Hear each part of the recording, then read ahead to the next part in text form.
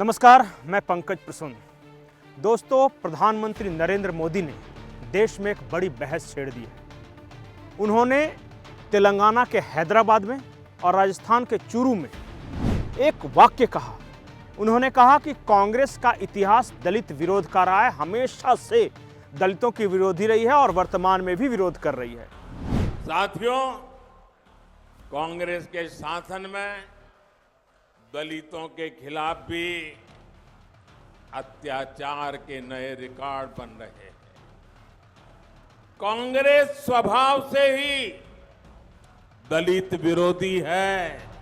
सिर्फ प्रधानमंत्री के स्टेटमेंट को लेते तो ये एक राजनीतिक स्टेटमेंट लगता है, लेकिन उन्होंने चंद उदाहरण दिए।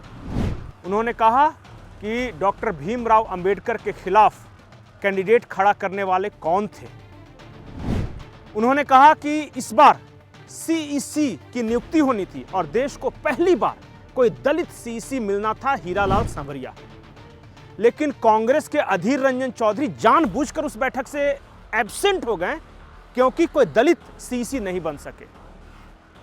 इसके अलावा प्रधानमंत्री ने कई उदाहरण गिनाए, उस पर नहीं जाएंगे क्योंकि आप लोग सब जानते हैं वो सब क्या क्या उदाहरण है। लेकिन एक और राज की बात है, और वो राज क्या है वो मैं बताऊंगा, लेकिन उससे पहले आप हमारे चैनल को सब्सक्राइब कर ले, इस वीडियो को लाइक कर ले। दोस्तों, आज मैं एक रिकॉर्ड देख रहा था कि जहां जहां कांग्रेस की सरकारें रही, क्योंकि इस देश में अधिकतर राज्यों में अधिकतर समय तक कांग्रेस की सरकारें रही, और वो सरकारों में जो मुख्यमंत्री रहे वो किस जाति के थे। और इसे मैंने रिलेट किया जब राहुल गांधी कहते हैं कि ओबीसी का वो मुद्दा उठाते हैं कि ओबीसी अफसर क्यों नहीं है, तो ओबीसी मुख्यमंत्री क्यों नहीं बना। तो मैं एक एक राज्य के बारे में बताता हूं। 42 साल तक, जी हां 42 ईयर्स मध्य प्रदेश में कांग्रेस का राज रहा। सिर्फ 3 साल को छोड़कर एक प्रकाश चंद्र सेठी थे, वो बनिया समुदाय से थे, उनको छोड़कर कांग्रेस ने सिर्फ ब्राह्मण और राजपूत इन दोनों को मुख्यमंत्री बनाया। बिहार की बात कीजिए, बिहार में भी कांग्रेस का लंबे अरसे तक शासन रहा, जगन्नाथ मिश्रा तक, 1990 के आसपास तक। वहां पे सिर्फ दरोगा राय और थोड़े वक्त के लिए सतीश सिंह थे, वो कोयरी समुदाय से आते थे। इन दोनों को छोड़कर सिर्फ और सिर्फ सवर्ण मुख्यमंत्री दिए कांग्रेस ने। उत्तर प्रदेश का भी यही हाल था। उत्तर प्रदेश में एक शायद नरेश चंद्र अग्रवाल उनका नाम था, उनको छोड़ के कांग्रेस ने जितने मुख्यमंत्री बनाए वो सवर्ण बनाए। दिल्ली में शीला दीक्षित को बनाया तो सवर्ण बनाया, आज भी हिमाचल में बनाया सवर्ण। अब जब दूसरे राज्यों में दलित उभार की राजनीति या फिर ओबीसी की राजनीति शुरू हुई, चाहे बिहार में लालू यादव हों, उत्तर प्रदेश में मुलायम सिंह यादव हों, मायावती हों, तब कांग्रेस की नींद खुली। उसे लगा कि लगता है कि अब दूसरे को भी बनाना पड़ेगा। और आज शायद उसी राजनीति का परिणाम है, दबाव है कि अशोक गहलोत, भूपेश पटेल और सिद्धारमैया 3 ओबीसी मुख्यमंत्री कांग्रेस ने दिए। एक और उदाहरण, ऐसा नहीं था कि कांग्रेस बना नहीं सकती थी या उस वक्त नेता नहीं थे। मैं उदाहरण के लिए आपको मध्य प्रदेश के बारे में बताता हूँ। 1980 में मध्य प्रदेश का चुनाव हुआ, कांग्रेस को आई 236 के आसपास सीटें, 320 में पूर्ण बहुमत की सरकार थी। मुख्यमंत्री के रूप में 2 दावेदार थे, अर्जुन सिंह और एक भानु सिंह सोलंकी थे, वो आदिवासी समुदाय के थे। सोलंकी साहब, ज्यादातर विधायक सोलंकी साहब के पक्ष में थे, लेकिन उस वक्त प्रणब मुखर्जी ऑब्जर्वर बनकर गए। अचानक कमलनाथ जो तीसरे फैक्शन थे, उन्होंने अचानक अर्जुन सिंह को समर्थन दे दिया और मध्य प्रदेश को पहला आदिवासी सीएम मिलने से रह गया। उसके बाद अर्जुन सिंह गए तो दिग्विजय सिंह आए। दिग्विजय सिंह के समय भी सुभाष यादव मुख्यमंत्री बन सकते थे, वो मुख्यमंत्री बनने के बिल्कुल क्लोज थे, लेकिन अर्जुन सिंह और दिग्विजय सिंह ने ऐसी चाल चली कि मध्य प्रदेश को पहला ओबीसी मुख्यमंत्री बनने से वो रह गए। मध्य प्रदेश को तब पहला ओबीसी मुख्यमंत्री मिला जब भारतीय जनता पार्टी जीती, वहां उमा भारती वहां की मुख्यमंत्री बनी। बीजेपी ने वहां भी जो भी मुख्यमंत्री दिए हैं ओबीसी समुदाय से दिए। अब गिनती कीजिए कि कांग्रेस ने किस जाति के मुख्यमंत्री बनाए ज्यादा, बीजेपी ने किस जाति की बनाए, और जो कुछ तो ऐसी पार्टियां हैं कि सिर्फ अपने परिवार को ही बना सकती हैं, तो उनके बारे में तो बात ही नहीं करते। अब आते हैं वर्तमान में और राहुल गांधी के ओबीसी और दलित प्रेम पर। हिंदी पट्टी के 3 बड़े राज्य हैं, बिहार, यूपी, झारखंड। तीनों में प्रदेश अध्यक्ष कांग्रेस ने एक जाति को बनाया है, भूमिहार।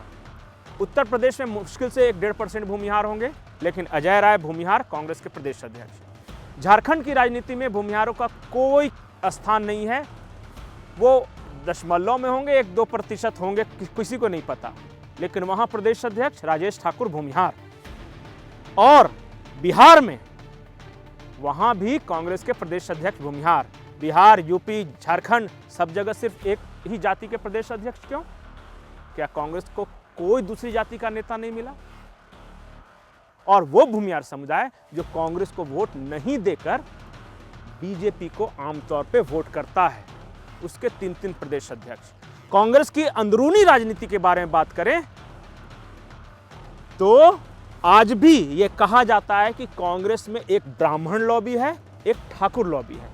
किस जमाने में ब्राह्मण लॉबी में जनार्दन द्विवेदी वगैरह का नाम आता था, ठाकुर लॉबी में दिग्विजय सिंह, अर्जुन सिंह, माधोरा सिंधिया वगैरह का नाम आता था। आज भी वो लॉबी मजबूत है कांग्रेस के अंदर। तो कुल मिलाकर कहानी बस इतनी है कि प्रधानमंत्री मोदी का आरोप सही है या गलत, इतिहास के पन्ने पलटिए, देखिए रिकॉर्ड, और जो रिकॉर्ड आता है उसकी मानिए, मैं जो कहता हूं उसे मत मानिए। नमस्कार साथियों, कांग्रेस के शासन में दलितों के खिलाफ भी अत्याचार के नए रिकॉर्ड बन रहे हैं। कांग्रेस स्वभाव से ही दलित विरोधी है। मैं एक सबसे ताजा उदाहरण आपको देता हूं। अभी हाल में ही देश को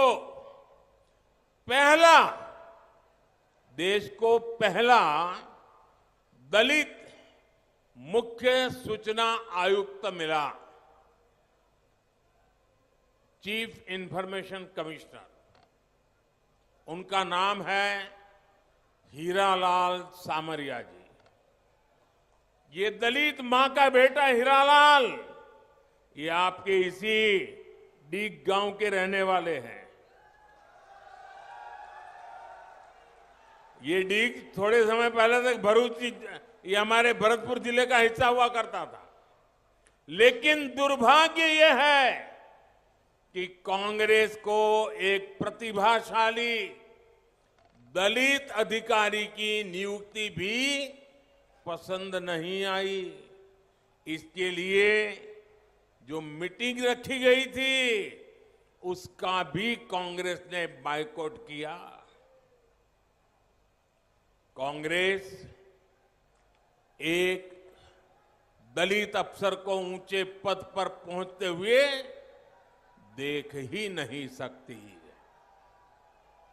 ये वही कांग्रेस है जिसने रामनाथ कोविंद जी का विरोध किया था। ये वही कांग्रेस है जिसने बाबा साहब आंबेडकर को हमेशा अपमानित किया। कांग्रेस ने दो बार बाबा साहब को चुनाव में हराया, उन्हें राजनीति से दूर करने की कोशिश की। जबकि ये भाजपा है जो बाबा साहब से जुड़े पुण्य स्थलों को पंच तीर्थ के तौर पर विकसित कर रही है। बाबा साहब के बाद दशकों दूसरा दलित कानून मंत्री भी भाजपा ने ही बनाया है। हमारे राजस्थान के ही अर्जुन राम मेघवाल जी आज देश के बड़े बड़े कानूनों को बनाने में बड़ी भूमिका निभा रहे हैं।